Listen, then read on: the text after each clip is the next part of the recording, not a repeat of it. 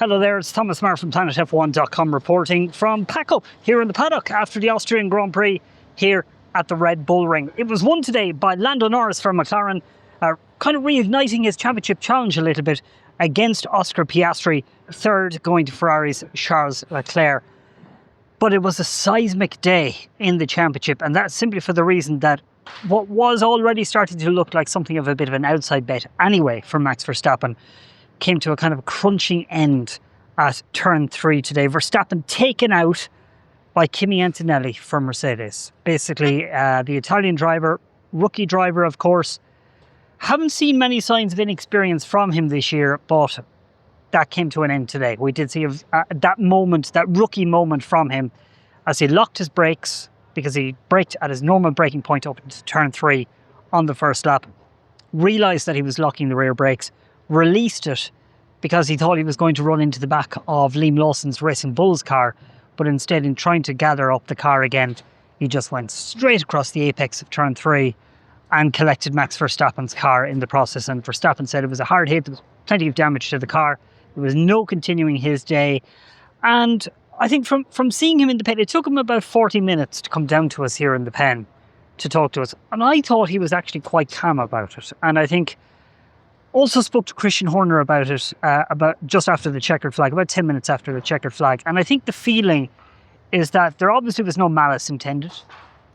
This is a driver, there's no history with, it's very much, this was a big, obvious mistake from a rookie driver.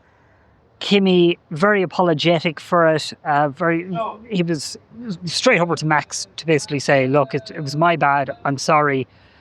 And I don't think there's a whole lot that can really be done about it. If Max, not putting the boot in on Kimi, accepted that it was a rookie error, what can you do? We move on. These things happen is very much the attitude being taken. And I think you also have to commend Kimi for putting up his hands, because I think he's had a great first half of the season as a rookie driver. This was a low moment. He said this is the lowest moment since he entered Formula One. But he's handling it. And I think he will probably get a bit of an arm around the shoulder from Toto Wolff for it. And I think he will learn from it. And I think the fact that Red Bull and Verstappen didn't go hard on him as well is indicative of the respect that Antonelli has got out of this. But of course, it didn't really help Verstappen's championship cause, which was already 43 points or so. He's after losing another 20 points or so in the championship to Piastri and Norris.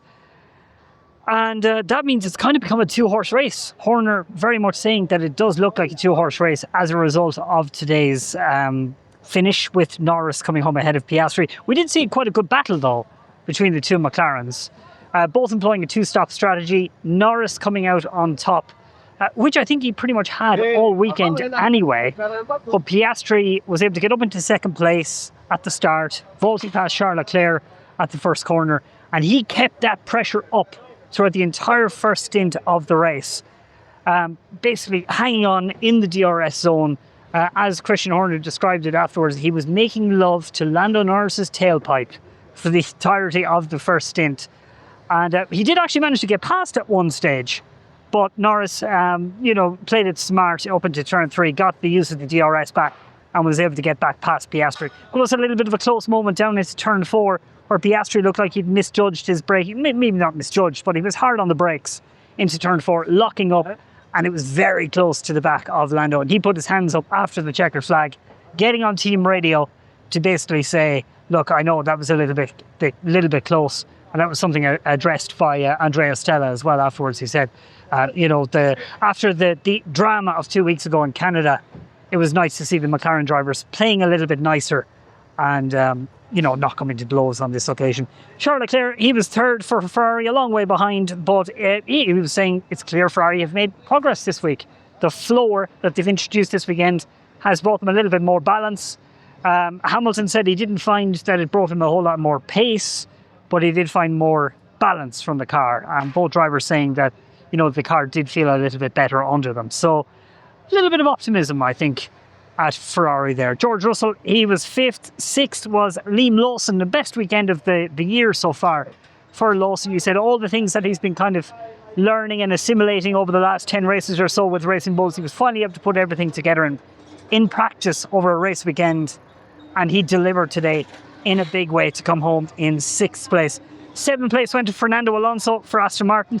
We had a lovely moment at the end of the race with him and Gabriel Bortoleto. Of course, Alonso is part of Bortoleto's management at A14, and the two are very close, often sharing, private jets back and forth to races together.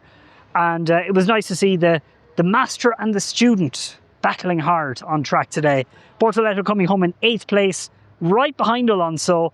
The pair of them hugged in the paddock after climbing out of their cars at the checkered flag.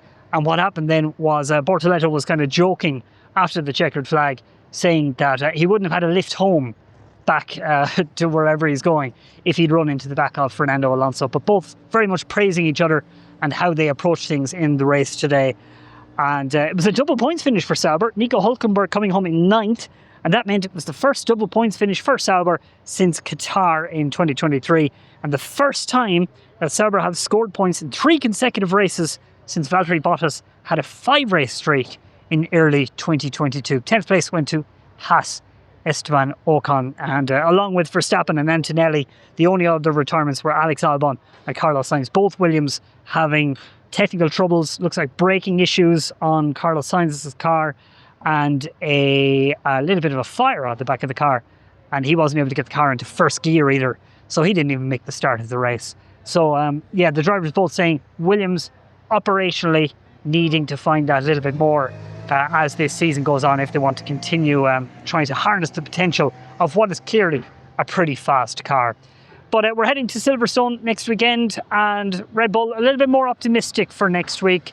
They're saying the very, very fast nature of Silverstone might play to their strengths a little bit more against McLaren, and they're very much going to need a little bit of luck if they're to start turning this championship around, because, as was said, it's starting to look like it's Norris and Piastri and no one else for this year's championship. Stay tuned to planetf1.com throughout the week for all the reaction. Apologies for all the noise on this video. I can't really do a whole lot about it. As you can see, we're in absolute full pack-up mode here in the paddock.